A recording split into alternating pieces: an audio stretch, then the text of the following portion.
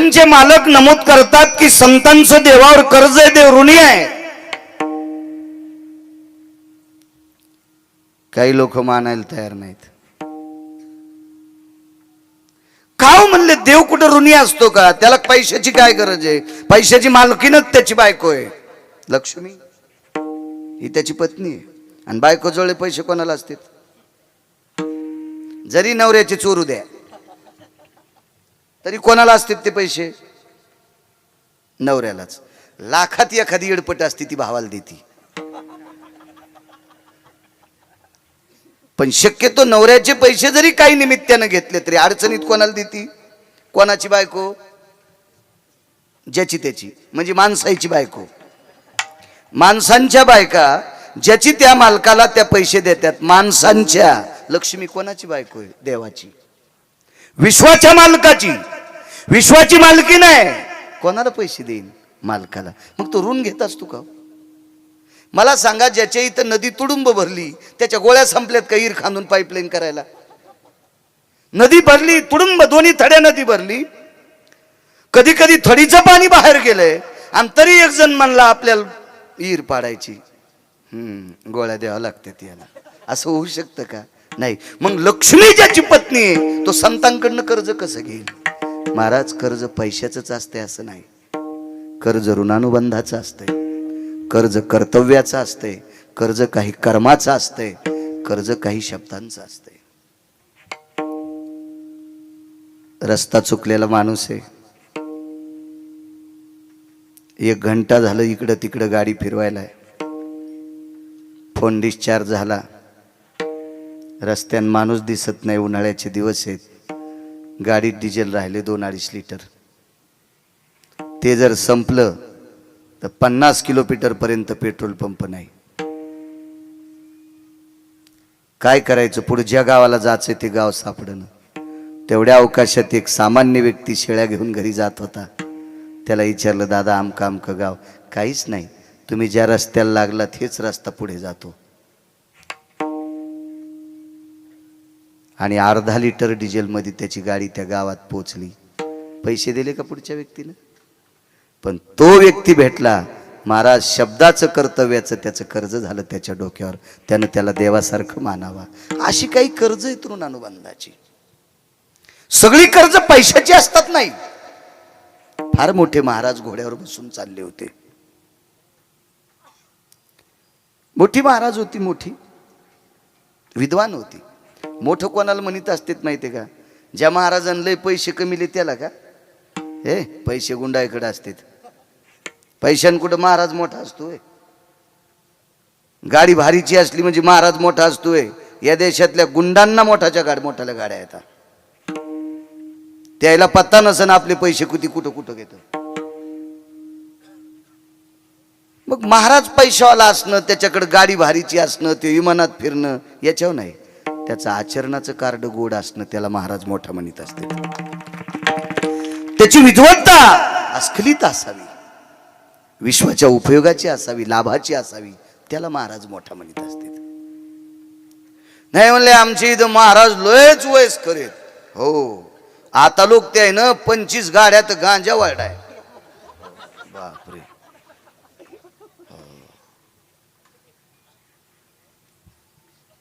आणि काय करायचं वयस्कर असून? नुसता गांजाच फुकला ना त्यानं. काय केलं त्यानं? काय महाराज येत म्हणले आमची इथं? बापा बापा बापा बापा, दिवसाला टोपलं भरत गुटखा तोकत येत. सांगणाऱ्याच्या थोतरीत हाणायला पाहिजे. हे महाराजाचं मोठेपण नाही. महाराज हा दयेनं मोठा असतो. महाराज हा कर्मानं मोठा असतो. महाराज हा कर्मशील वृत्तीनं मोठा असतो.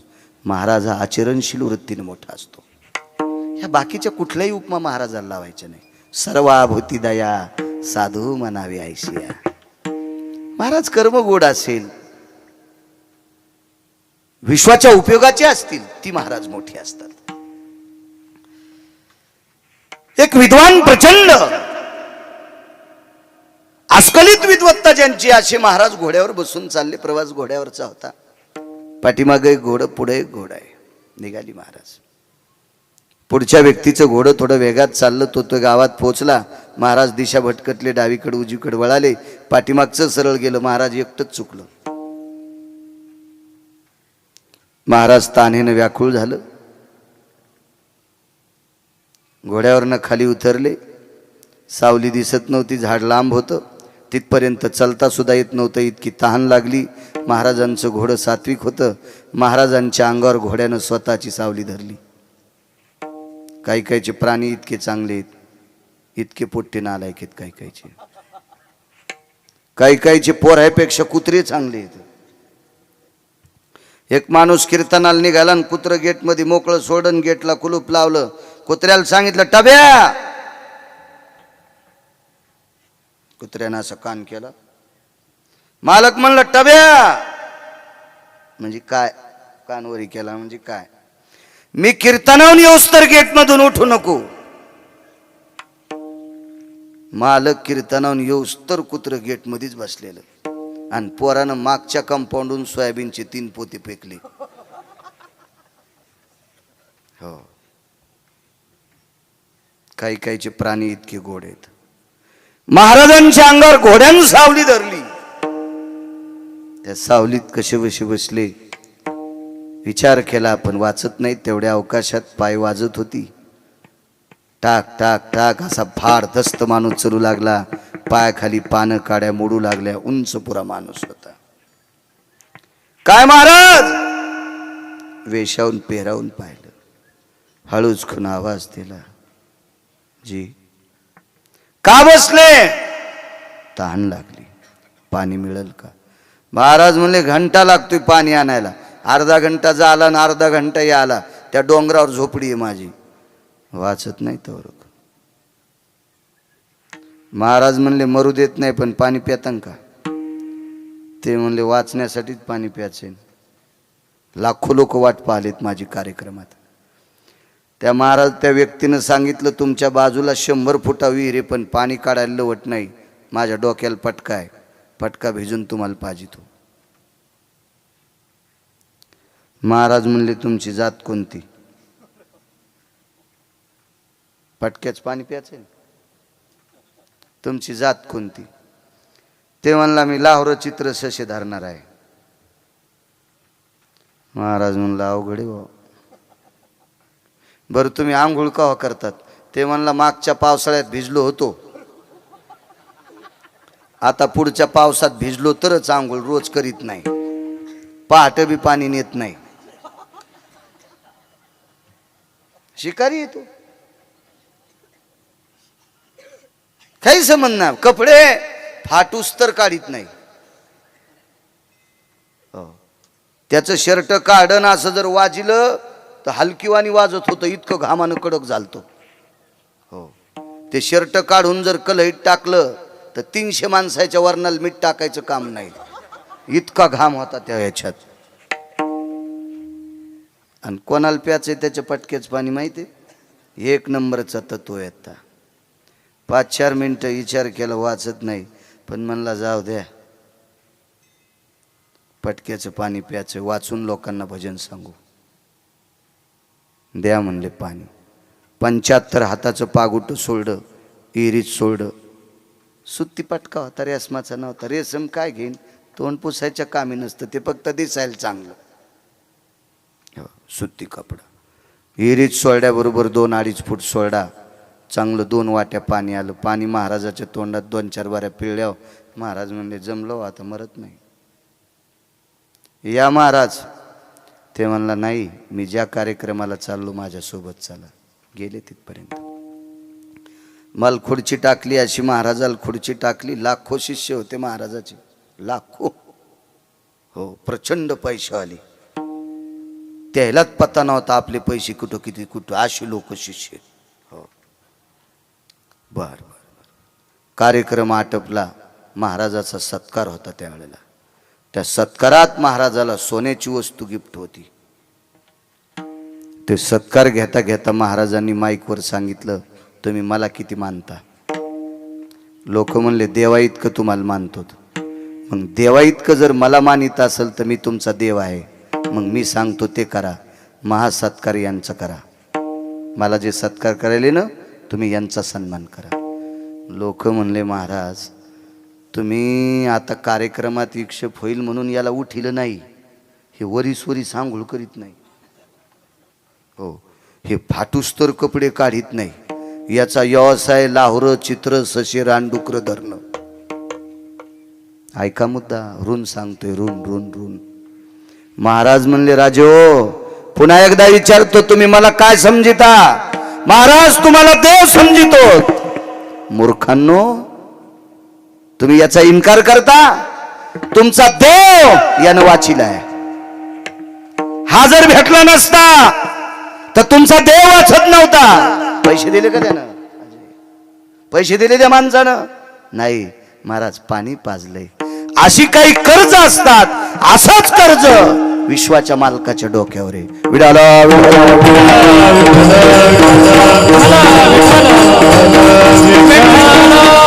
सहावीला पोरग शाळेत गेलं, वर्ष संपलं, 7वीला जाणार. आईनं सांगितलं बाळा 7व्या वर्गात तुला शिकता येणार नाही. का ग आई? तुला शिकण्यासाठी माझ्याकडे पैसे नाहीत. वही पुस्तक पेन चालू शकत नाही. लोकांचं रान खुरपून तुम्हा तिघांना जगवते, याच्या व्यतिरिक्त मी काही करू शकत नाही. ठीक आहे आई. सगळी लेकरं शाळेत चालली. वट्यावर बसलेलं होतं.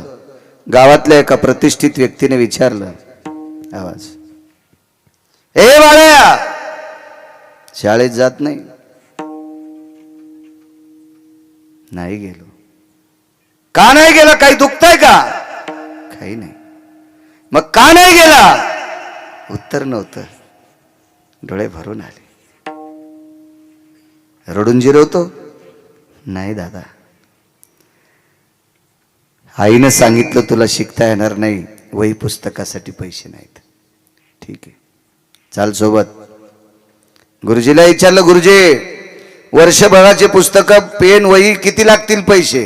127 रुपये. जुना काळ. दुकानावर गेले, पुस्तक वही पेन वर्षभराचं देऊन टाकलं. चल जा शाळेत. पुढचं सांगू. आज तो मुलगा विद्यमान नायब तहसीलदार आहे. नायब तहसीलदार आहे ते मुलगा. आज आज आज आज 150 एकरवाल्यानं पोरगी दिली त्याला. ज्या पोरीच्या बापाकडे 150 एकर मोरंडी जमीन आहे, मोरंडी, सुपारी फोडायला दगड नाही, अशी जमीन जिच्या बापाकडे, त्यानं पोरगी देऊन टाकली. आणि न मागता 101 तोळा सोनं नवरदेवाला देऊन टाकलं. लग्न आटपलं. आपल्या संस्कृतीमध्ये कुलाचार, शिष्टाचार, देवदर्शन, वरयात्रा, देवता, परिसरातल्या देवता, सगळ्या देवतेचं दर्शन केलं.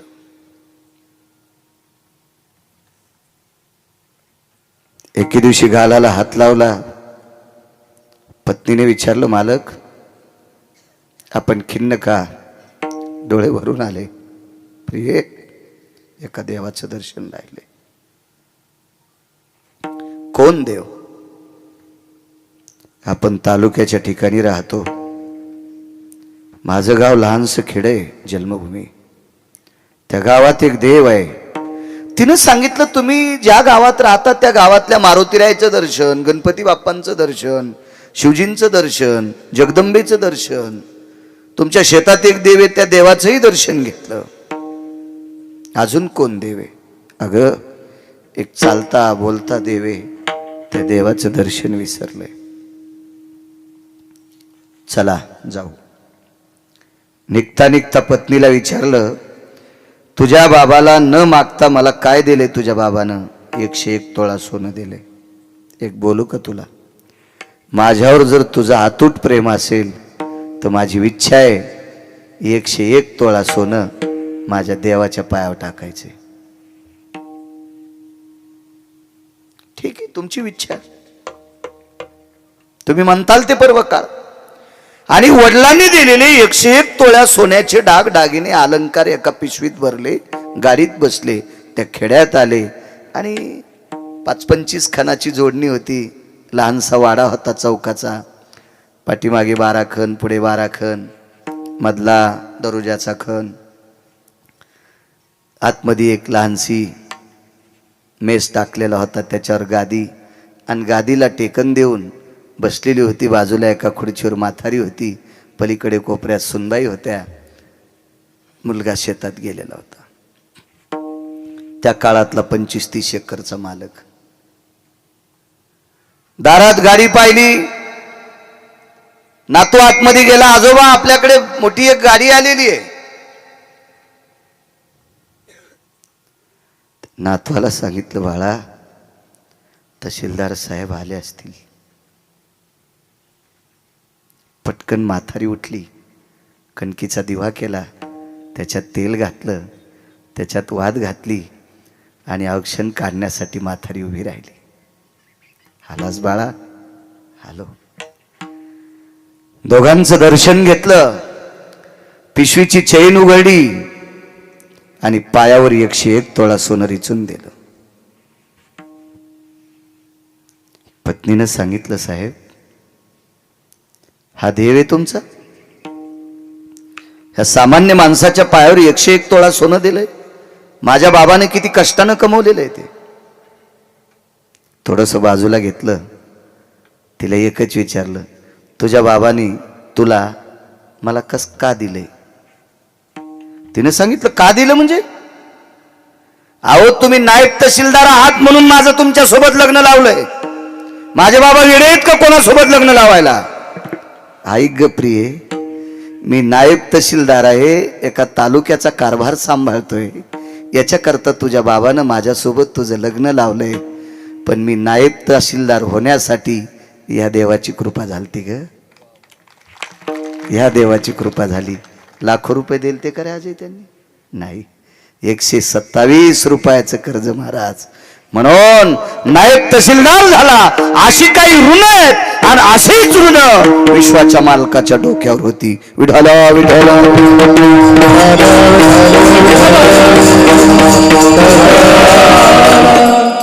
तुम्ही राजकारणी माणसं पाहत असताना, पंचायत समितीचा सदस्य, जिल्हा परिषदचा सदस्य, आमदार, खासदार, मंत्री, हे यायच्या मनान मोठे होते का?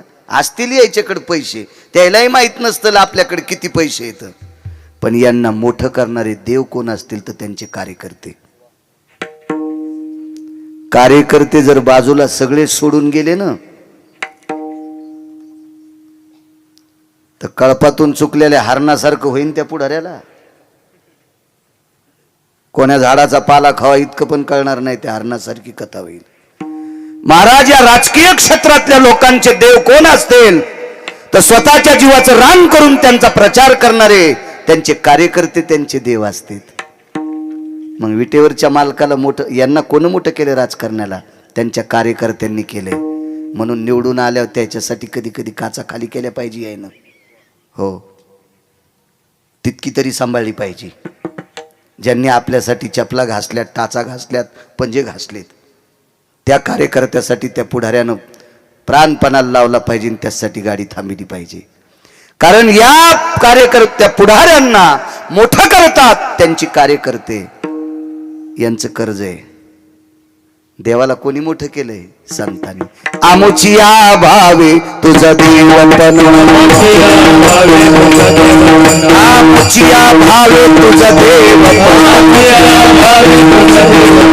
एका विसरून राहिला, एका विसरून राहिला, एका विसरून राहिला. तुझं देवपण एका विसरून राहिला, एका विसरून राहिला. आमुचिया भावे तुझं देवपण, एका विसरून राहिला, एका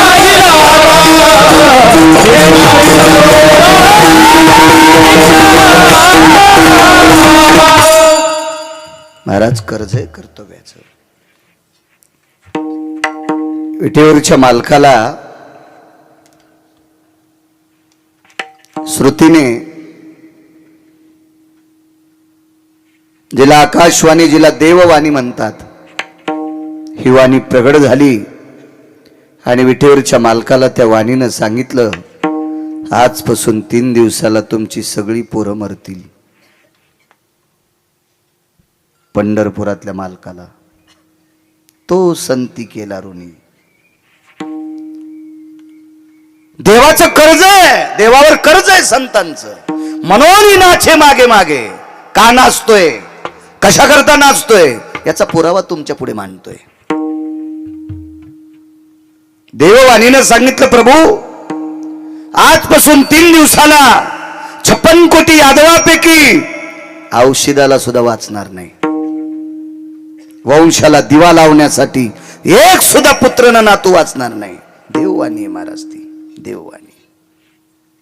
दर दर दर दर दर दर अंगाला घाम आलाय. आईसाहेबांनी विचारलं, प्रभू वरुता ती स्वेदा ती काया ती जायो, सगळं अंग स्वेदानी घामाने भिजलंय प्रभू, काय अडचण आहे?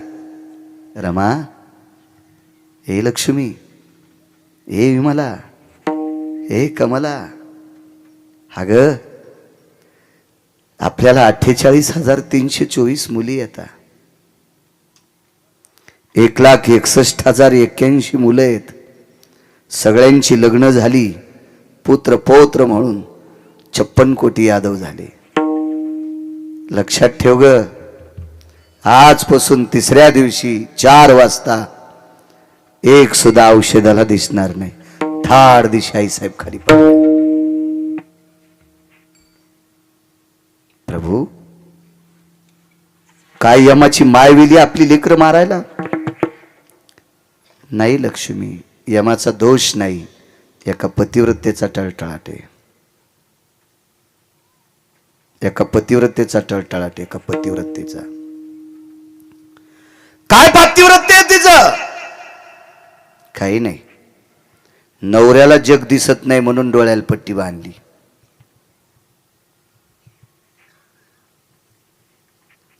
नवरा बिना भाकरीचाच ऑफिसला पाठीला आणि ही महादेवाला पाणी घालायली अशी नव्हती. वडापाव खाऊ लागलं. म्हणलं काय काय नाही, ती सकाळीच पूजेला गेलती, मग स्वयंपाक कोणीच केला नाही. मग मुल्या कुठला नालाय का, लाज वाटायला पाहिजे तुला सांगायला. भंगिरी आहे अशी कुठं पतिव्रता असती होय? नवरा उपाशीच पाठीला आणि ही पांडुरंगाला मंजुळा वाहली आणि महादेवाला बेल वाहली. लेकरा इतकी नवऱ्याची सेवा करते, तिची देवावरी सत्ता. एकाही देवाच्या पाया पडू नकोस, पण कपाळाच्या मालकाला लेकरा इतका जीव लाव. देव तू म्हणशील ती ऐकल. तू का म्हणे पतिव्रता आणि तिची देवावरी सत्ता. नैवम गिरगावकर लिखितम. मी लिहिलंय काय वाक्य? नवऱ्याला नीट बोलत नाही, महाराजाला काजू टाकून दूध पाजिती. तू ह्या काजू टाकून पेलेल्या दुधानं महाराजाचं पोट फुटन पोट. नवऱ्याच्या पाया पडत नाही, महाराजाच्या पाया पडते. धोत्रा सगळं जळण तुया पापान. महाराज जळाल्यावर धोत्र जळायला किती किस्तू लागत असतो? नाही माझ्या माईनो, शब्द तुम्हाला कठीण वाटत असतील, नाही तुम्हाला आवडेल असं कीर्तन नाही. चोंबाळ्या गप्पा हानीत नाही. भलवा नका बोलू. तुम्हाला 30 गाव पठ्ठ्याला 36 गाव. बेकार छोट नाही, माग लागत नाही कोणाच्या, काही गरज नाही. तुमच्यातल्या एका बाईनं देवाचं सुद्धा दर्शन घेतलं नाही. देवानं तिच्या 9 बाऱ्या दर्शन घेतलं. मर्यादा पुरुषोत्तम रामचंद्र लोपामुद्रेच्या 9 बाऱ्या पाया पडले. ती एकदाही पडली नाही, पण मालकाच्या 3दा पडत होती. इथं बसलेले ज्याचे आईवडील जिवंत आहेत त्यांना आईवडिलाचं दिवसात एकदा दर्शन घ्यायचं. एकाही भंगिऱ्या महाराजाच्या पाया पडायचं नाही. काय देईन ते तुम्हाला सोबळ्या. महाराज कल्याण करीत असतो का तुमचं? गोळ्या संपल्यात का तुमच्या? पाया पडायचं असेल तर वारकऱ्याच्या पुढे जा, महाराजाच्या पुढे जाऊ नका. माझ्या मालकाचा संदेश आहे, मस्तक माझा पायावरी वारकरी संतांच्या. 8 दिवसापासून बॉम्ब लायलो मी रोज. एका बाईनं महाराजाच्या पाया पडायला पोरग नेलं. महाराज म्हणले इतकं पाय दाबू दाबू पाया पडिल. त्याला राग आला आणि त्यानं महाराजाच्याच पायाला बोच करलं. रोगत निघलो महाराजाच्या पायातून. पण महाराज गपचिकच बसलं. 2,000 पुढे टेकले होते ना, त्या वजनानं ते म्हणला सगळा मांडी गुडघ्यापासून काढ तरी काय ताण नाही. त्या 2,000मुळं त्यानं रक्त काढू दिलं. काय येडगळ होतं ते बी.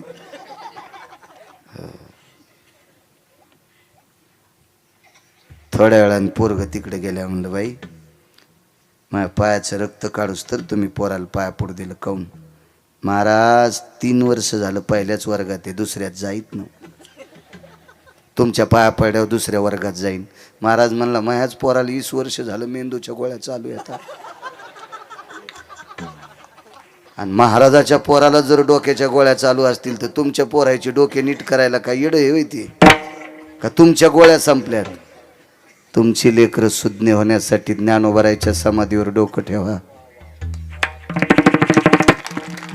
तुमची लेकरं सुज्ञ करायची असेल तर विटेवरच्या मालकाच्या पायावर डोकं ठेवा. तुमची लेकरं बरी करायची असतील तर तुकोबरायच्या पायावर डोकं ठेवा. पैठणच्या मालकांच्या पायावर डोकं ठेवा. गंगाखेडला जनाबाईच्या तिथं डोकं ठेवा.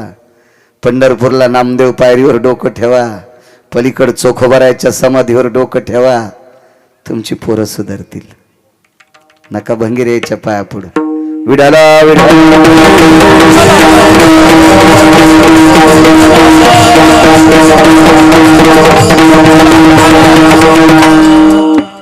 आई साहेब खाली पडल्या. प्रभू गांधारीचा टळटळाट आहे. होय एक नाही वाचणार.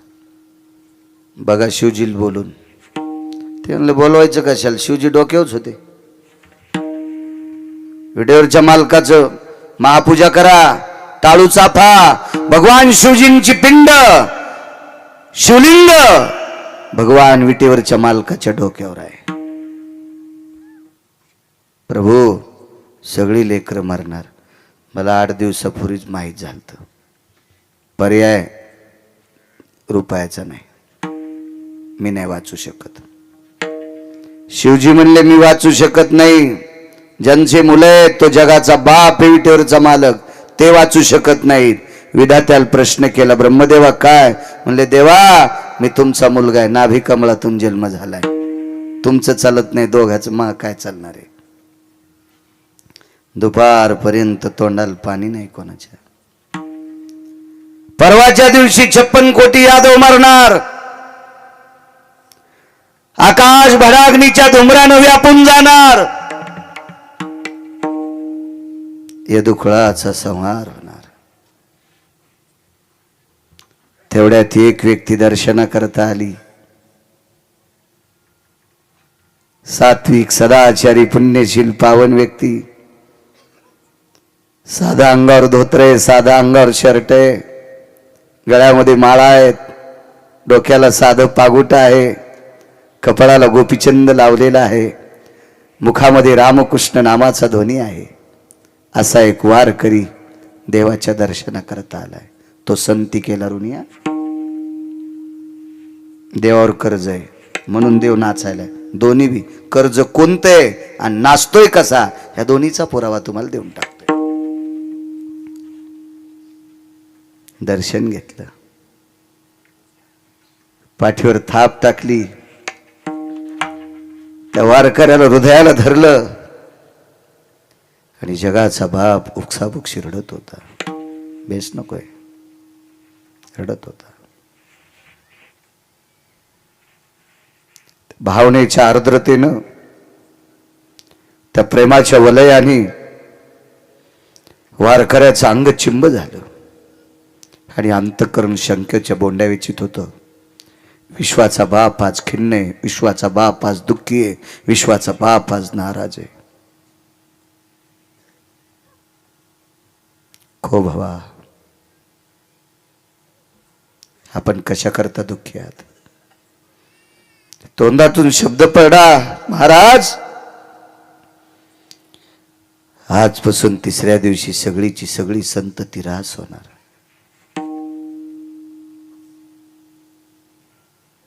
खिन्नतेच्या लहरी माझ्यापर्यंत आल्या प्रभू. याच्याकरता तुमच्या भेटी करता आलोय. तुमच्यावर हे दुःख का उडवलं असेल? एका पतिव्रतेचा टळटळाट आहे. फार मोठ्या आहात माझ्या माईनं तुम्ही. नवऱ्याला जग दिसत नाही म्हणून स्वतःची डोळी बंद केली आणि सूर्याचे किरण मरेपर्यंत पाहिले नाही.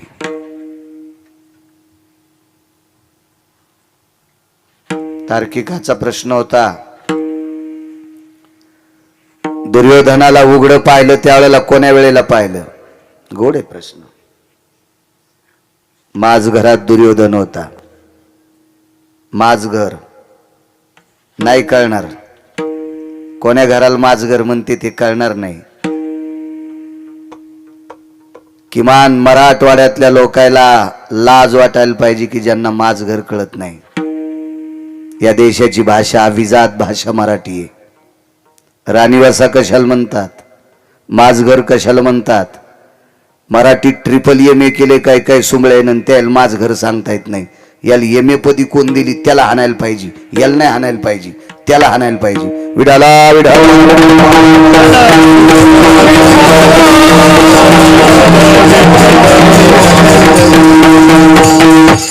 नाही राजू, मला नाही वाटत ह्या सगळ्या गोष्टीनं तुम्हाला गुण यायला नाही. हा खेळ वाढाय म्हणून हा खेळ वाढाय. हा खेळ वाढाय म्हणून हा खेळ. फक्त लांबी आणि रुंदी वाढली, खोली वाढलीच नाही. खोली कशाला म्हणते? खोली म्हणजे पीक आलं. खोली म्हणजे गुण आलाय. तुमच्या एवढ्या मोठ्या सप्त्याला गुण आला आणि खोली वाढली कधी समजीन? तुमच्या काल्याच्या दिवशी 25 पोरं माळकरी व्हा, तर तुमच्या सप्त्याला गुण आलाय, तर तुमच्या सप्त्याची खोली वाढली. नाहीतर तुम्ही नुसते महाराज आणले, त्याला खपक्या पाकिट दिले, तुम्ही असेच.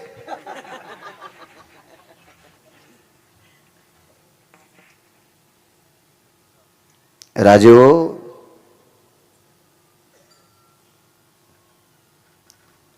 आमच्या शब्दाचा जर तुम्हाला गुण येत नसेल, महाराज मोठ्यांचं वाक्य शोकांतिक आहे, याचं पाप वाक्याला फेडावं लागते. पाकिट फुकट नसतं महाराज यांचं. तुम्हाला जर 1 आणि 4-5 पोरानं जर नाही माळी घातल्या तर तुम्ही दिलेली दक्षिणा आमचे संसार खालून पेटी ती, खालून खालून पेटी ती. मोठ्यांचा अधिकार सांगू? ज्ञानसूर्य रंगनाथ गुरुजींचं कीर्तन चालू पंढरपूरला. गुरुजींचं कीर्तन ऐकायला खानदेश मधले सामान्य व्यक्ती ऐकायला बसले. 40 गावकडचे होते तिकडचे. नुकतंच लग्न झालं. कीर्तन ऐकलं गुरुजींचं. घरी गेले, पत्नीला प्रणाम केला. माफ कर, नाही संसार करू शकत तू सोबत. का? एका वारकऱ्याचं कीर्तन ऐकून उपरती झाली, पश्चाताप झालाय, नको संसार. वैकुंठवाशी गुरुवरे नथुराम बाबा केळकर सांगायचे आमच्या परिसरात.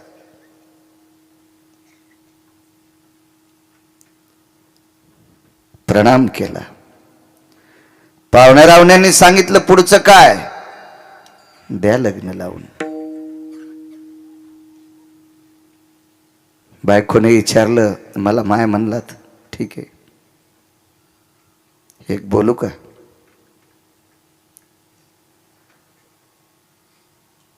संसाराची इच्छा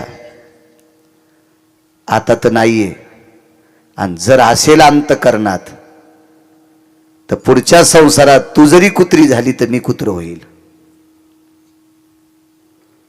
पण संसाराची इच्छा पुढच्या जन्मात पूर्ण होईल, पण गुरुजीची सेवा पुढच्या जन्मात भेटत नाही. गुरुवर्य रंगनाथ गुरुजीची सेवा पुढच्या कीर्तनात भेटत नाही. महाराज, एका कीर्तनात इतका पश्चाताप व्हावा याला वक्ता म्हणतात. महाराज त्या दर्जाचे आपण मृदंगाचार्य नाहीत, त्या दर्जाचे तुम्ही गायक नाहीत, त्या दर्जाचा मी कीर्तनकार नाही, पण आपल्या तिघांचा दर्जा इतकाच असावा, 5 बायकांनी तंबाखू सोडावा. एकाच माणसानं म्हाताऱ्यानं बिडी सोडाव, पोराला विनंती करीतच नाही. 50 वर्षाचा पुढे गेलेलं कचर त्या एक जणानंच तुमच्या भाकरवाडीत बिडी सोडावा, 2च पोरानं गुटके सोडावा आणि 5च मुलांनी काल्याच्या दिवशी माळी घालावा. आपल्या तिघायला आशीर्वाद मिळेल. आम्हा तिघायला आहे मृदंगाचार्य, गायक आणि आम्ही, आम्हा तिघाला आशीर्वाद भेटेल. खरा प्रयत्न मायबाप घाला. काल्याच्या दिवशी 5 तरुणाईने माळी. देखावा दाखवूच नका, लय देखावा पाहिलाय मी. 6015 गाव आजच्यानं पूर्ण होते. 6015 गाव महाराष्ट्रातली पाहिलेत आणि 250 पर्यंत कर्नाटक आणि तेलंगणा. गोव्यात 5 दिवस कीर्तनाला. कमी कपडेवाले पाहायला नाही गेलतो बोंबलत, तिथं कीर्तनाला गेलतो आझाद मैदानला. 5 कीर्तन आझाद मैदानला. मी रावणाला ओव्हरटेक केलेले श्रीमंत पाहिले. हे लांबी रुंदील मोजीत नाही पठ्ठ्या. विडाला विडाला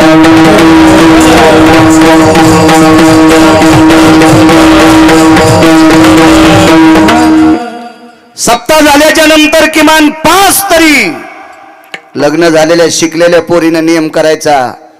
आंघोळ झाल्याबरोबर 5 ज्ञानेश्वरीच्या वया वाचील, किमान तुकोबरायच्या गाथ्यातला एक अभंग वाचील आणि मग संसाराला बाकी कामं करील. सप्त्याला गुण आला माझ्या माईंनो, सप्त्याला गुण आला समजायचा. कशा करता? हे जर तुम्ही करत राहिलात तर उद्या धर्म टिकल, उद्या ही बारकाली करतील. आणि तुम्ही जर नुसती मजाच म्हणून ह्या गोष्टी केल्या तर हे इतकी मजा मारतील, त्यावेळेला ओढून बघताना आपल्याला मळमळ होईल. विठाला विठाला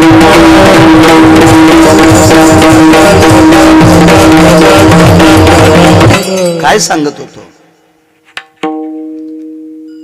ज्यांनी गुरुजीची सेवा केली त्यांना लोटे बाबा म्हणायचे, त्यांच्याकडे लोटा असायचा.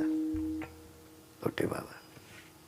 इतका पुरुषार्थ असला पाहिजे वक्त्याचा, त्याला म्हणतात पुरुषार्थ.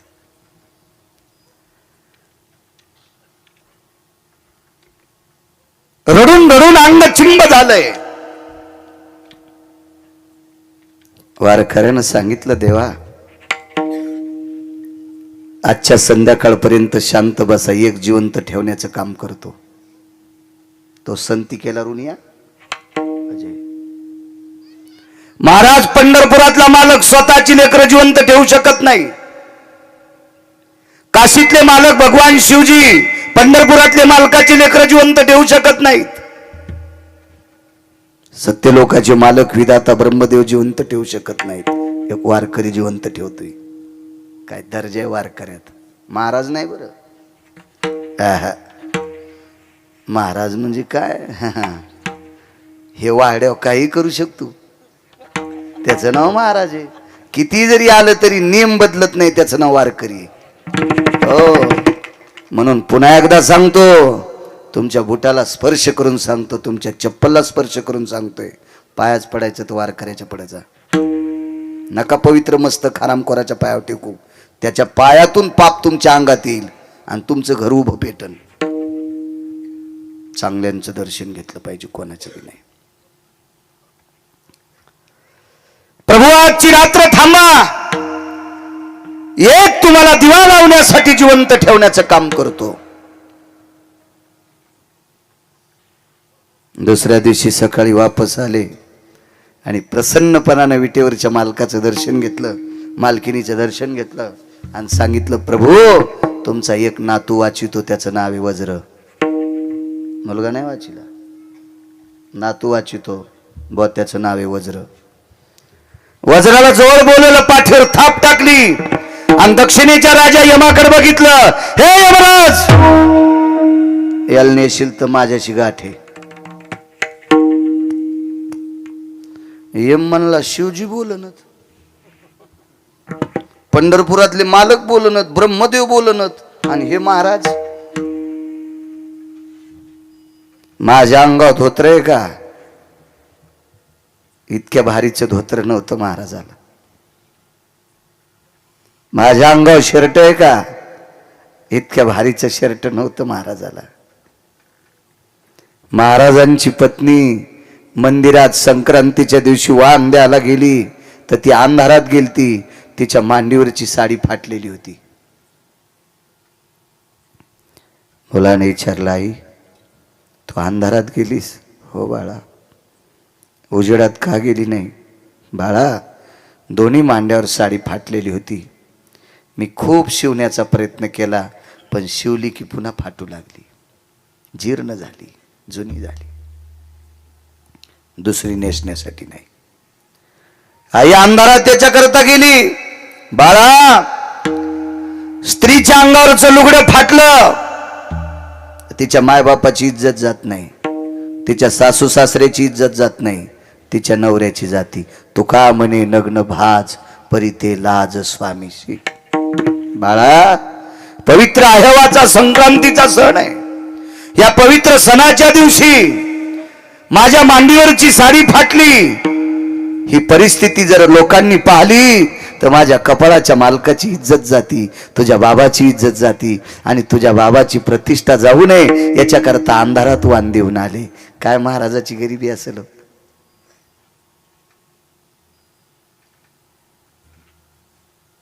काय गरिबी असेल? काय परिस्थिती असेल त्या महाराजांची? आणि तितक्या गरिबीतला महाराज यमाला चुटकी वाजून सांगितलं, यमराज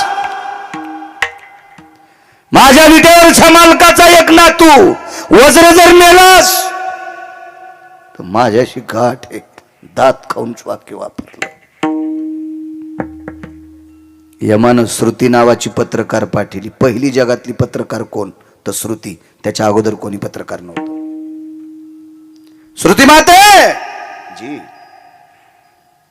विश्वाच्या मालकाचा नातू वाचिणारा वारकरी त्याला भेटून या. श्रुतीनं प्रणाम केला. महाराज देवाचा नातू कोणीच वाचू शकत नाही, तुम्ही वाचिणार?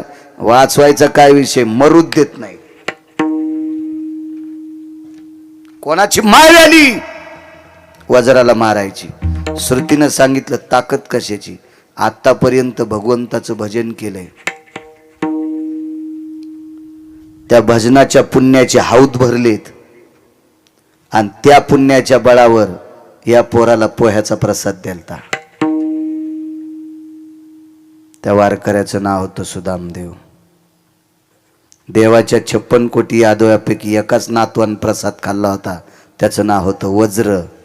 वज्र. महाराज देवाच्या वंशात दिवा लावायला सुद्धा एक सुद्धा माणूस शिल्लक राहत नव्हता, पण एका वारकऱ्यानं जिवंत ठेवला. हे कर्ज तो संती केला ऋणी नास्तू लागत. इतकी अंगावरची साडी फाटलेली, त्या बाईच्या दारात बांधलेल्या गाईला सोन्याची मेघ ठोकलेली होती. गळ्यात साखळी सोन्याची होती. काही अंतरावर मसड होती, म्हशीला साखळी सोन्याची होती. म्हशीला डाम सोन्याचा ठोकलेला होता. म्हशीला दावणीला लाकडं सोन्याचे होते. देवाला एका बायकोने 16,108 पत्न्यापैकी देवाच्या एका बायकोने माहेरातून मणी आणला होता. तिनं माहेरातून बोटुळे आणले तर नीट बोलत नाही सासूला. शेवया एका घरी शेवया खाल्ल्यात नाही. आणलं काय सुंदर शेवया झाल्या, माझ्या आईनं केल्यात, याच्या माईला येत नाहीत बोटुळे. म्हणलं तुझ्या माईला हे लांबटीन बोटुळे येतेत, याच्या माईनं एवढा उभा बोटुळा दिलाय ना तुला, याची अक्कल आहे का तुला? तुझ्या माईनं दिलेले बोटुळे 6 घंट्यात गाव करायला जातील. याच्या माईनं अख्खं जीवन सांभाळायला तुला बोटुळा दिलाय, याची अक्कल कुठं नदील का आणतुलीस का? राग येऊ देऊ नका, मी तुम्हाला म्हणत नाही. तिकडे गेल्यावर तुम्हाला फुकणार. दुसऱ्या आणू कुठून आणू दुसऱ्या?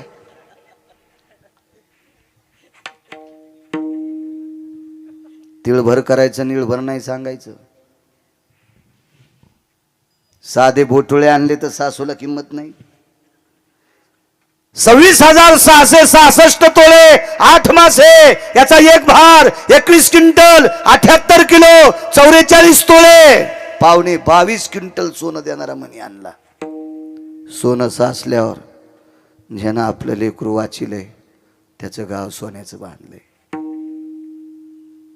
याला दुसऱ्या कडव्यात नाचणं म्हणतात. म्हणून नाचे मागे मागे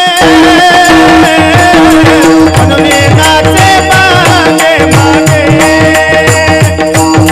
म्हणून नाचे मागे मागे म्हणून नाचे मागे मागे म्हणून नाचे मागे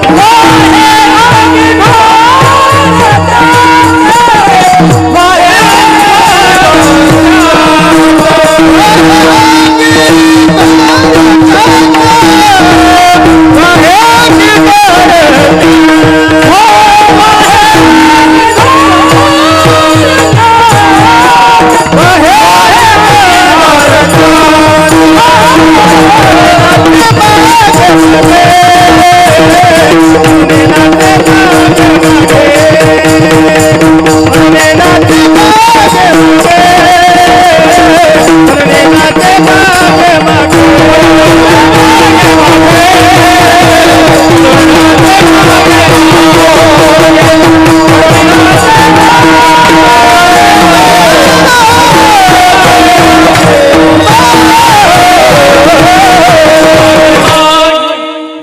पागल झाले महाराज ते भक्तांकरता पागल आहे.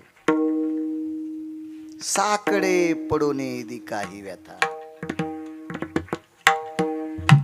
आपणची माथा ओढवी नाही येऊ देत संकट भक्तावर. एका वारकऱ्याकडे वारकरी जेवायला आले. एकादशी होती, फराळाला आले.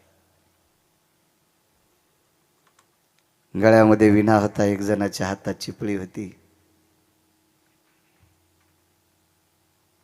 रामकृष्ण नावाचं चिंतन करीत करीत एका वारकऱ्याच्या दारात आले. आवाज आल्याबरोबर बाहेर आले. मातीचं गाडगं होतं, त्या गाडगं भरून पाणी घेतलं, सगळ्या वारकऱ्यांचे पाय धुतले, बसायला बोऱ्या टाकला. चटई नाही, सतरंजी नाही, गालीच्या नाही, गादी नाही, काय नाही, गोदडी पण नाही, बोऱ्या होता शिंदीच्या पानाचा. परिस्थिती नाजूक. बसली वारकरी. मातीच्या लोटक्यामध्ये पाणी प्यायला दिलंय. धातूचं एकही पात्र नाही घरी. तांब्याचं नाही, पितळाचं नाही, जर्मलचं नाही, प्लॅस्टिक तर नव्हतंच त्या काळात. पाणी पिलं. एका लहानशा गाडग्यात एवढा एवढा गुळाचा खडा होता. ह्या 4 वारकऱ्याला थोडा थोडा गुळ हातावर दिला आणि पुन्हा अर्ध लोटकं पाणी प्यायला दिलं. म्हणून गुळ पाणी देण्याची पद्धत होती.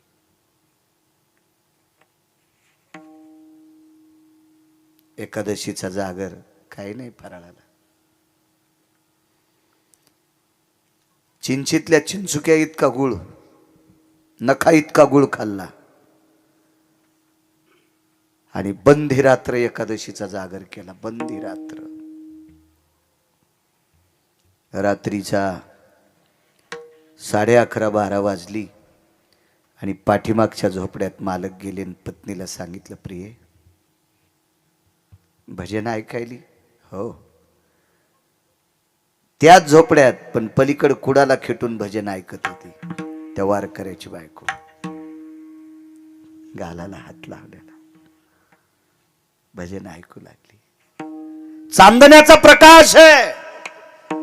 पौर्णिमेच्या रात्रीच्या प्रकाशानं त्या झोपड्याच्या ताटव्यातून आत प्रकाश आलेला होता. दिवा लावण्याकरता तेल नव्हतं.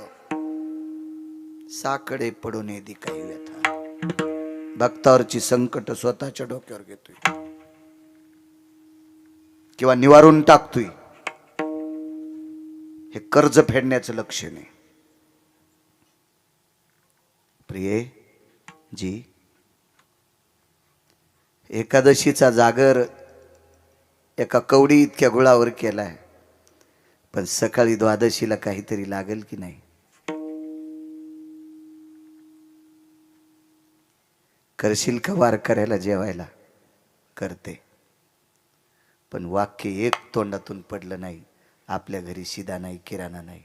करते म्हणले. महाराज, नवऱ्याला दिलेला शब्द वाया जाऊ देऊ नये म्हणून रात्रीच्या 11:15 वाजता एका दुकानदाराची कडी वाजली.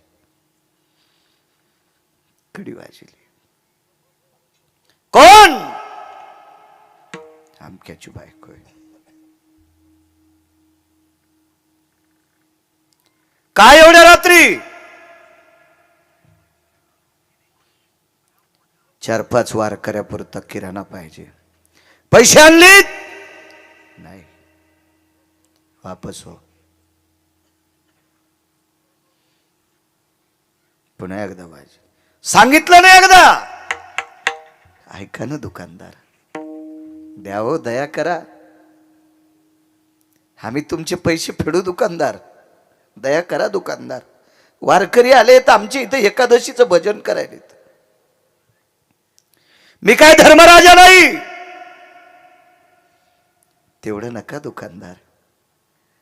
नका माझ्या मुलासाठी, नका माझ्या मालकासाठी, नका माझ्यासाठी. आम्ही द्वादशीला नाही जेवणार, पण आमच्या 4 वारकऱ्या करता 2-3 वाट्या पीठ द्या ना. द्या ना, अर्धी वाटी तांदूळ द्या ना दुकानदार. काय भावना जागी झाली आणि दार उघडलं. कंदील हातात घेतला आणि कंदिलाच्या प्रकाशात रात्रीच्या 12:30 वाजता आजूबाजूला कोणीच नसताना एकांतात एका वारकऱ्याच्या पत्नीचा चेहरा पाहिला. तिच्या दाताचा प्रकाश कंदलाच्या प्रकाशाला लाजवीत होता. इतकी सुंदर त्या वारकऱ्याची पत्नी होती.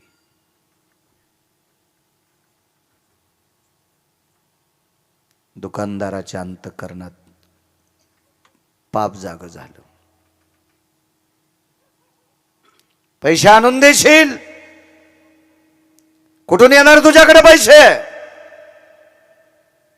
दुकानदार, पैसे जर नाही फिटले तर तुम्ही सांगताल ते काम करीन. शब्द सहज चुकीचा केला. एक म्हणायला पाहिजे होतं, सडा टाकील, सारवण करील, धोनी करील, तुमच्या रानात खुरपील, तुमचे दळणं नेशील, डाळी करील, काय तुमच्या शेतातलं घरातलं काम करील. सांगताल ते काम करीन म्हणल्याबरोबर दुकानदारानं कोड्यात पकडलं आणि एवढं मोठं गठुडं किराण्याचं देऊन टाकलं. किराण्याचं गठुडं 12:15 वाजता 12:30 वाजता उचलणार तेवढ्या अवकाशात दुकानदारानं सांगितलं, लक्षात आहे का? मी सांगितलं ते काम. काय काम करायचं? आज रात्री 1-1:15 वाजता 2 तासाकरता माझं काम तृप्त करण्यासाठी यायचं.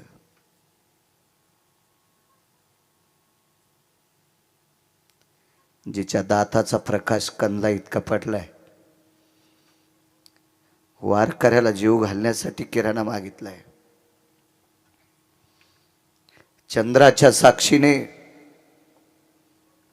म्हणण्यापेक्षा आकाशाच्या साक्षीने, तुमच्या हातातल्या कंदिलाच्या दीपकाच्या प्रकाशाच्या साक्षीने सांगते, तुमच्या ऋणात मरणार नाही. वाटेल ते काम करून तुमचे ऋण फेडून टाकेल. नाही, देऊन टाका. निघाली वापस. 10-5 पावलं चालल्याच्या नंतर लक्षात आलं, देवा मालकाला शब्द दिलाय सकाळच्या वारकऱ्यांना जेवायला घालीन, वारकऱ्याला जेवू घालते देवा, पण उभ्या आयुष्यात परपुरुषाला, बापानं ज्याच्यासोबत लग्न लावून दिलंय त्याला पती मानते, जगातल्या प्रत्येक पुरुषाला भाऊ आणि बाप मानते, याच्यासोबत संसार कसा करू 2 तास.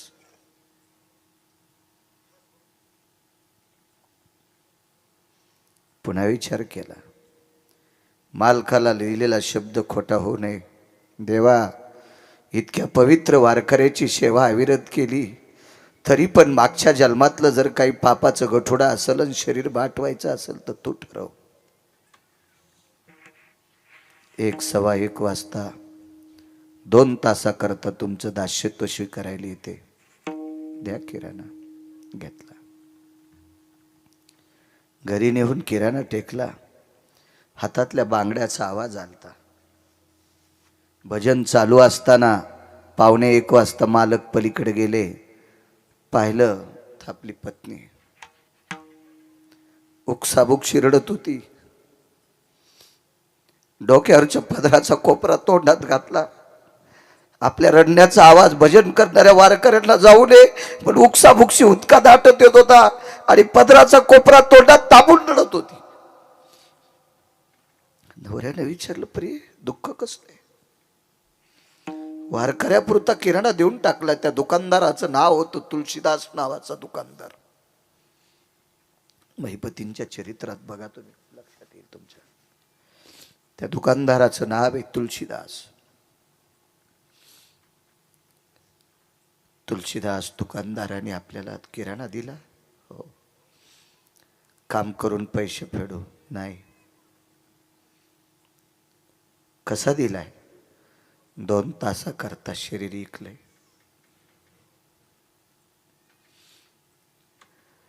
एखाद्या अलगद झाडाचं फळ खाली पडावा असं आल्हादी आल्हादी बसत बसत बसत खाली पती बसले.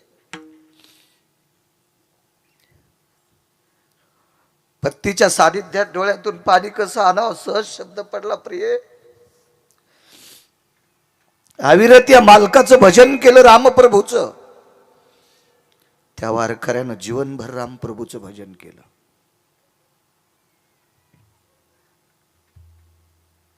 ठीक आहे, इतकं चांगलं वागून जर आपल्यावर ही वेळ आली असेल तर मागचं कर्मातलं गाठोडं असेल. तू जाणार आता? हो.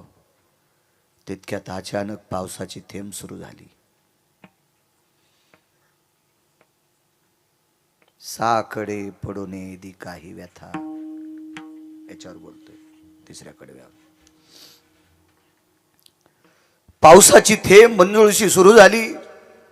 पत्नीला सांगितलं, प्रिय तिथपर्यंत जाऊस तर भिजशील. भिजल्याच्या नंतर तुझ्या अंगावरच्या कपड्याने त्याचं अंथरूण ओलं होईल. म्हणून एक साधा कपडा बायकोच्या डोक्यावर टाकला. रस्त्याने जाता जाता तुझे पाय भरतील, भरू नये म्हणून बायको खांद्यावर घेतली.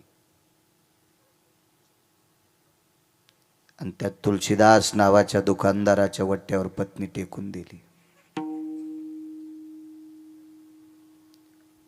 पत्नी वट्ट्यावर टेकल्याबरोबर आपण मागे सरकले आणि दोन्ही हात छातीवर ठेवले. प्रिय माफ कर मला.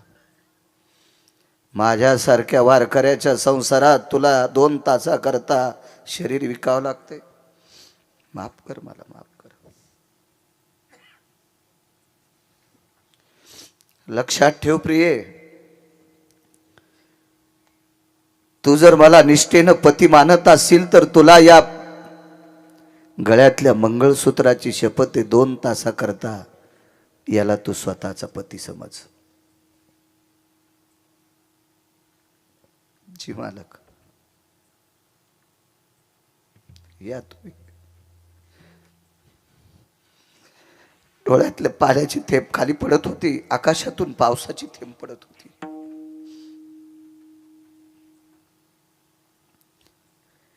धरणी माता थरथर कापत होती.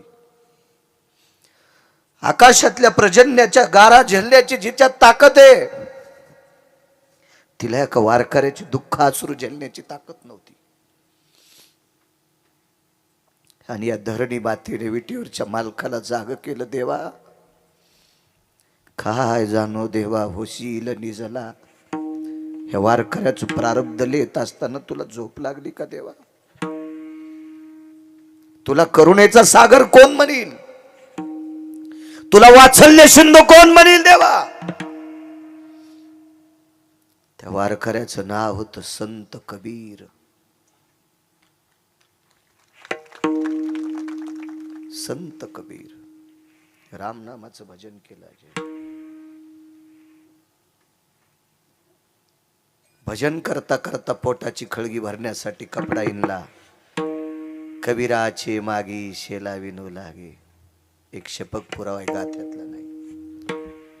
ठाई ठाई सेल्यावरती दिशे राम नाम ग. ठाई ठाई सेल्यावरती दिसे राम नाम ग. दिसे राम नाम ग. दिसे राम नाम ग. कपडा विणल्यावर त्या कपड्याचा धागा राम राम म्हणत होता. ती संत होती संत कबीर. सगळ्या जातीत संत जन्माला आले. कबीर मोमीन लतीफा मुसलमान सेना नावी जान विष्णुदास. संताला जात नाही. संत जातीसाठी जगत नसतो, संत विश्वासाठी जगत असतो. जगाच्या कल्याणा संताच्या विभूती. देह कष्ट भीती परोपकारे. जात नाही. याता याती धर्म नाही विष्णुदासा. निर्णय तो ऐसा वेद शास्त्री. भजन करण्यासाठी जात नाही. ब्राह्मण क्षत्रिय वैश्य शूद्र चांडाळाही अधिकार. आधी करून वेश्या. वेश्येला सुद्धा भजन करायचा अधिकार आहे. एक सांगू तुम्हाला, या देशातला तृतीयपंथी टोल नाक्यावर टाळ्या वाजविणारा सुद्धा विमानात बसून वरी गेलाय. त्या लागी विमान पाठविले. त्यारे त्यारे त्या लागी विमान पाठविले.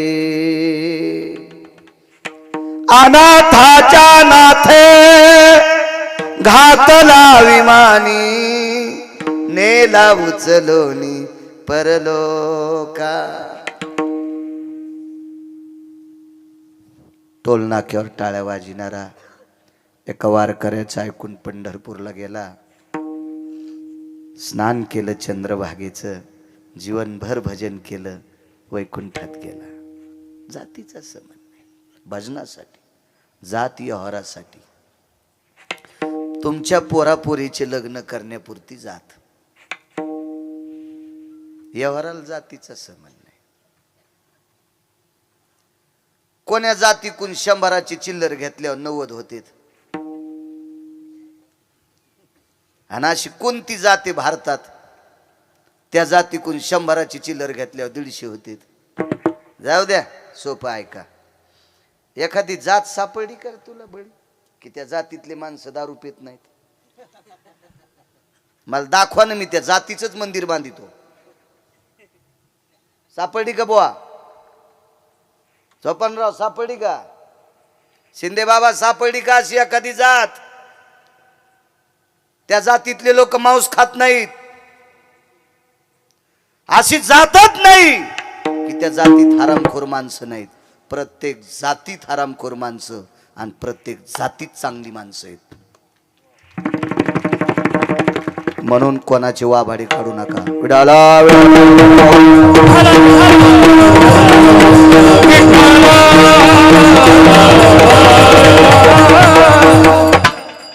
घराचा अर्धा रस्ता पार केला.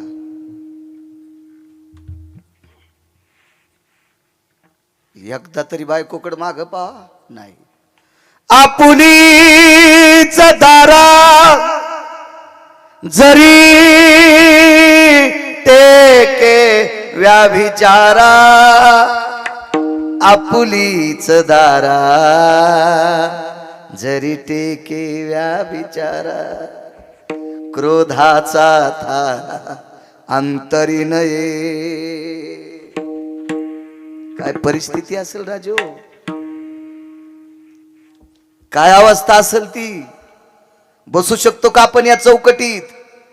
काय लायकी आपल्याला संत म्हणून घेण्याची? काय अधिकार आहे आपल्याला अध्यात्म क्षेत्रातला मी आदरयू म्हणण्याची?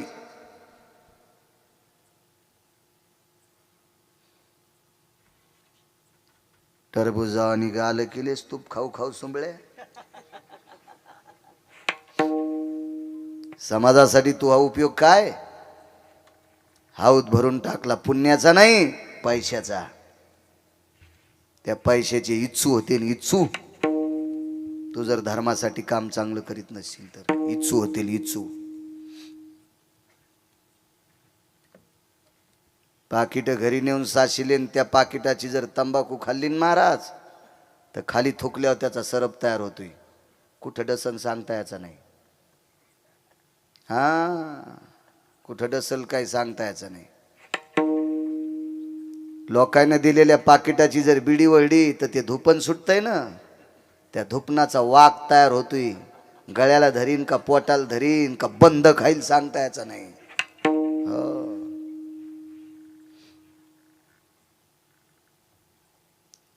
लोकांना दिलेली भजनाची पाकिटं, कीर्तनाची पाकिटं, पकवादाची पाकिटं नेऊन जर गुटखा खाल्ला आणि थोकला ना, खपक्या आजगर तयार होते. खपक्या खातच नाही, पोट आवळून मारित सुंबळ्या. आणि अशा नालायकाला पाकिट देणाऱ्याला सुद्धा ते आजगर हानीत आहे. तुम्हाला वाटलं का याच्यावर घेतलं की तुमची खसखस पिकती? अर्धे पापी तुम्ही आहेत, तुमच्यातले 2% इतके हरामखोर आहेत. त्यानं नालायकाला बोकांडीवर घेतलंय. विठाला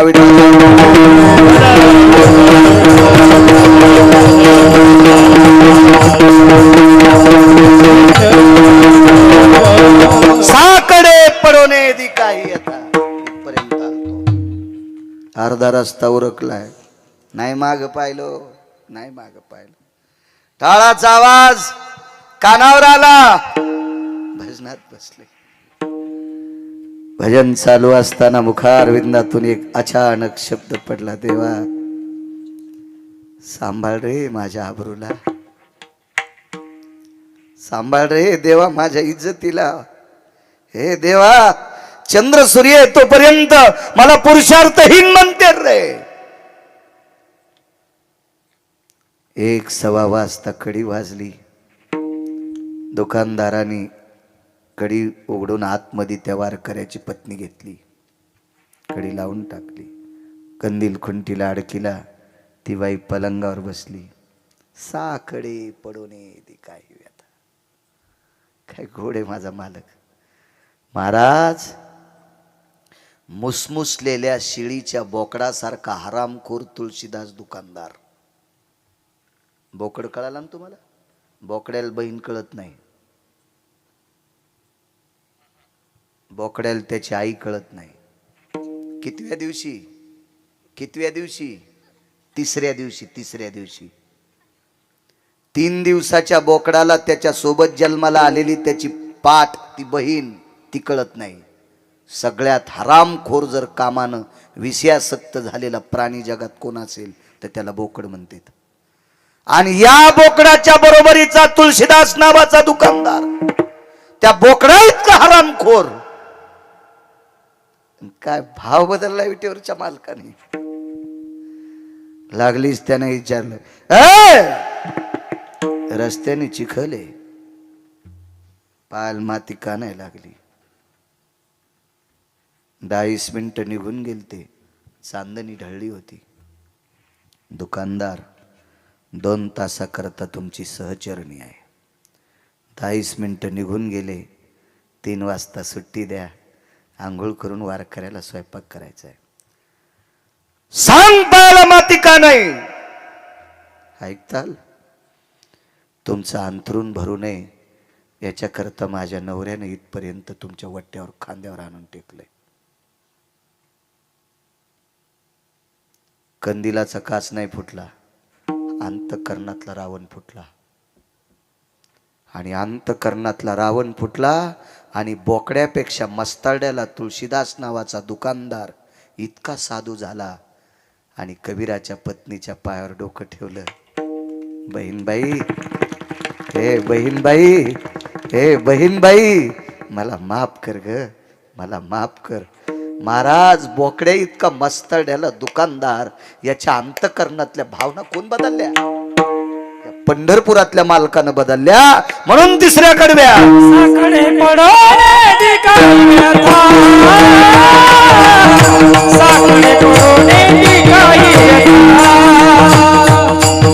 साकडे पडोने दिखाई व्यथा, साकडे पडोने दिखाई व्यथा, साकडे पडोने दिखाई व्यथा,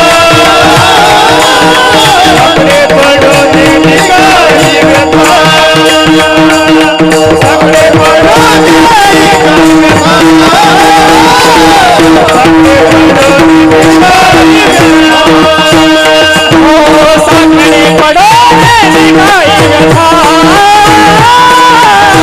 साकडे पडोने दिखाई व्यथा, साकडे पडोने दिखाई व्यथा,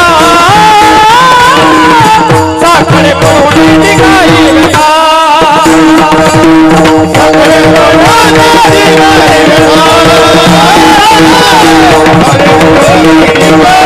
साकडे पडोने दिखाई व्यथा, साकडे पडोने दिखाई व्यथा, साकडे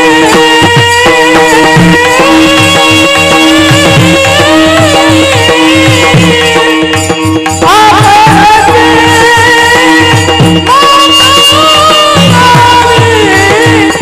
पडोने दिखाई व्यथा,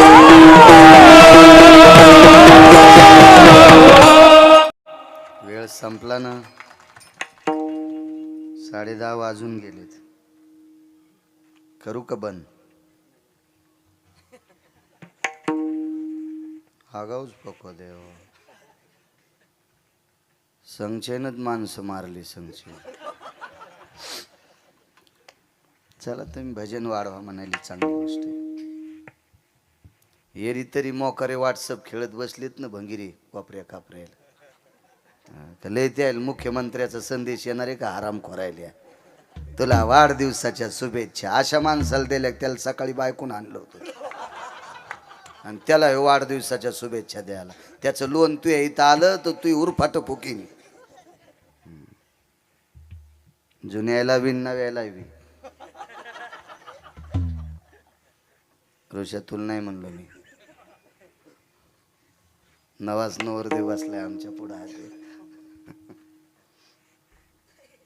पागल आहे येडफट. गिरगावकराचं कीर्तन असलं की पळतच येते ते. तुलाही शुभेच्छा संसाराला. धर्माची सेवा कर बिचारे. काय साकडं पडू देत नाही महाराज. एक वेगात प्रसंग मांडतो. माफ करा, लोक दुरून येतात. ठरलेल्या वेळेत बोललं लोकांना त्रास होत नाही. मला काय, मी आज 12 वाजूस तर बोललो, मग काय मीटर जळतंय त्यानं दिलंय, मग थोडंच हे खराब झाल्यावर लय लोकांचं डॉक्टरला दुरुस्त नाही करता आलं तर मग काय करता येईल, हे त्यानं दिले नैसर्गिक आहे. तुकोबरायच्या घरी पक्ष होतं, पित्र होते, त्यांच्या बाबांची पुण्यतिथी होती. परिस्थिती इतकी नाजूक तुकोबरायची. तुकोबरायला एका श्रीमंत व्यक्तीचा गहू कापावा लागला. इथं बसलेल्या तरुणांनो, तुम्हाला एक विनंती करेल, राजो काम कर जा रे, पैसे कमव जा. तुमच्या संसारातल्या अडी अडचणीला पैसे कामी येतील, काम कर जा. पैसे कमवणं सुद्धा हा एक पुरुषार्थ आहे राजांनो, पुरुषार्थ आहे. वेगळं वाटू देऊ नका गिरगावकराचं, जरा वेगळाच बोलू तुम्ही, असं समजून घ्या. तुमच्या जवळची पैसे संपल्यावर तुमच्या घरातली लोक सुद्धा तुम्हाला किंमत देत नाही. लांब कशाला, बायको सुद्धा विचारित नाही. बायको सुद्धा नवऱ्यान जर पिशी भरून आणली शिंदे बाबा किराण्याची, तर बायको नंदीबाईला आणि झुलती. हा, आमचे मालक सदा शृंगार भूषणे, कांता लवे बहुमाने. पैसे कमवू जा. बघा आमच्या महाराजाचे सगळ्याचे कपडे, तुम्हाला काऊन पांढरे नसा. बघा आमचे चेहरे, हाय का इतकीशी जरी वळी, आणि तुमच्या गालायने पसा जेवारी बसत, इकून आठाभर आणि इकून नीटभर. हा, बसतो गुटके खातून थुकत. आमच्या याला बी काय लाजा वाटायला पाहिजे गुटके खाताना. लोकांच्या डोळ्यातले का कुसळ काढायचे, आपले मुसळ निघावून बाहेर का आपले तसेच यशनी तुटलेले बैल, कोणाची मका हाणायला सुंबळ्या का. आपण काय असं मोकळं सोडलंय का, देवाचे हाले आहेत का आपण, का आईचे कठाळे आहेत आपण, आपल्याला काय नियम नाहीत का. उलट यांच्यापेक्षा आपण नियमाच्या चौकटीत वागावं. काम कर जा. कोणी शेती असेल, कोणाची नोकरी असेल, कोणाचा व्यवसाय असेल, काम करायचं. माय लोकाचा ऊस खुरपायला आणि या भडव्याला 2 लाखाचा सफरचंद कंपनीचा मोबाईल. हरामखोर कुठला, याला पिराल कापायला पाहिजे, पिराला. हो, आणि उभा कापायचा, पुन्हा आडवा नाही, इथून कापायचा. माय लोकाचा कापूस याचायला लागली हरामखोरा, आणि तू 2 लाखाचा सफरचंद कंपनीचा मोबाईल वापरायला पानचटा. लाज वाटायला पाहिजे, लाज, तुला लाज. काम करून जर कोणी 2 तोळ्याची अंगठी घेतली तर त्याची पाठ थापटीन, पाठ. शाबास रे पठ्ठ्या म्हणे. कारण सांगू, मोबाईल जर सकाळी घेतला ना जो, आणि दुपारी 3 वाजता जर ऐकला तर किती पैसे येतात रे. पुढचं म्हणतच नाही याला वेळ आली म्हणून ऐकायला, ते म्हणतं याच्यात काहीतरी खराबी आहे म्हणून ऐकायला. सोन्याची अंगठी विकताना कोणाची मायवेली खराब आहे म्हणायची, ओरिजिनल घेतल्यावर.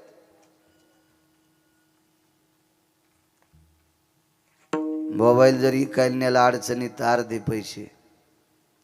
आईचं दुखायलंय, बाबांचं दुखायलंय, पत्नीचं दुखायलंय, लेकराचं दुखायलंय. लेकराला शिक्षणासाठी पैसे कमी पडले, मोड अंगठी. मोबाईल मोडून शिक्षण होतं का, म्हणून पैसे कमीने गरजेचं आहे. नाहीत मानीस सोय रे. लय हरामखोर जात आपल्या पाहुण्याची. हे चालत्या घोड्याच्या गोमाशा येतात, चलतीचं नाव गाडी, थांबली तिचं नाव भांगार. मग येडी मुडी का असं, पण चल ना, येऊ दे ना, येऊ दे. आणि 55 लाखाची फेल झालेली टप्पर काय माणसं.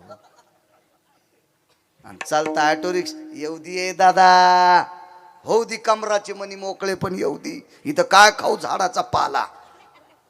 हो 1 कोटीची गाडी, ब्रेक फेल, भंगार.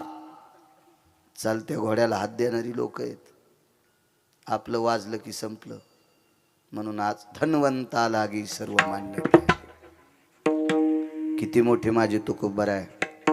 गहू कापला 10 वाजेपर्यंत, 10 वाजेपर्यंत गहू कापला. कोणाच्या रानात? हे रान तुकोबरायच्या वडिलांना पुढच्या एका गरीबाला दिलत. तुकोबरायच्या वडिलांनी ज्याला रान दिलंय त्याच्या रानातला गहू कापून वडिलांची पुण्यतिथी करायची. काय परिस्थिती असेल राजो, काय बिकट प्रसंग असेल या मागच्या लोकांचा. आज त्यांच्या नावावर डोळे दिपतील असे कपडे घालायलो होतो आम्ही, पण त्यांच्या नावाला बट्टा लागणार नाही असं आम्ही जगलोत तर आमचं बरं. नाही तर आम्हाला कोण्या नरकात टाकावं हे आम्हाला कळणार नाही. साधी परिस्थिती होती मागची. नामदेवरायची पाहिली, आळंदीतल्या मालकांची परिस्थिती. भोजलिंग काका म्हणून होऊन गेले गुरुवर्य. गुरुवर्य भोजलिंग काकांनी ज्ञानोबरायला शेंगादाणे द्यायचे. मोठ्यांच्या मुखारिंदातलं वाक्य. काय परिस्थिती हो, काय तुकोबरायांची परिस्थिती, काय नामदेवरायाची परिस्थिती. सुंबाचा करदोडा रक्त्याची लंगोटी, नामा वाळवंटी कीर्तन करी. इतकी बेजार. गहू कापला. वेगात सांगतो विस्तारपूर्वक काय कायचं असेल तर युट्यूबला यांच्याकडे आहेच. इकडे दुसऱ्या याच्यात बघा, गरजा महाराष्ट्रावर पोरायचे बी बरेच चॅनल आहेत. डोक्यावर गव्हाच्या पेंड्या घेऊन जाता जाताना एका लोंबकळलेल्या फांदीला मोहळ बसलेलं होतं. मोहळ उठलं आणि तुकोबरायला चावू लागलं. बसले तिथंच. 12 वाजली. 1 वाजता सगळी पितर जेवायला आली. आमंत्रण दिलेली भावकीची माणसं आली. विटेवरचा मालक जागा झाला. इंद्रायणीला सांगितलं पात्राची निर्मिती, अन्नपूर्णेला सांगितलं स्वयंपाकाची निर्मिती, आणि गनिमा कामाव शित्वा विशित्वा अष्टमा सिद्धीला सांगितलं स्वयंपाक वाढायचा. पितराचे पाय कोण धुवायचे? जगाचा पाप तुकोबरायच्या रूपात पितराचे पाय धुतोय. आटपली पित्र. गव्हाच्या पेंड्या घेऊन घरी आले. तुळशीपाशी पेंड्या टाकल्या. मालक पेंड्या कुठून आणल्या? 10 वाजेपर्यंत गहू कापला, त्याच्या बदल्यात 3 पेंड्या दिल्यात. आणि तुम्ही गहू कापायला गेले आणि इकडे पितराचे पाय तर तुम्हीच धुतले. आणि पात्राचा ढिगल पानं. इतके पाहुणे जेवलेत, पितर जेवलेत, भावकीचे लोक जेवलेत, काही सोयऱ्याचे लोक जेवलेत. तुकोबरायने तुळशीच्या वृक्षाकडे बघितलं. देवाला आवडणारी अतिप्रिय कोण आहे तर तुळशी आहे. तिला विचारलं, हे महामाये सुरतरू कोणी केलंय? तुळशीच्या पानातून पाणी टपकत होतं आणि आवाज आला, तुकोबराय हे विटेवरच्या मालकानं करून टाकलं. महाराज तुकोबरायच्या वडिलाच्या पुण्यतिथीचं कर्म देवानं स्वतः केलं. साकडे पडून येदी काही व्यथा, आपणची माथा उडवी. विढोबा रघुमाई, विठोबा रघुमाई, विठोबा रघुमाई, विठोबा रघुमाई.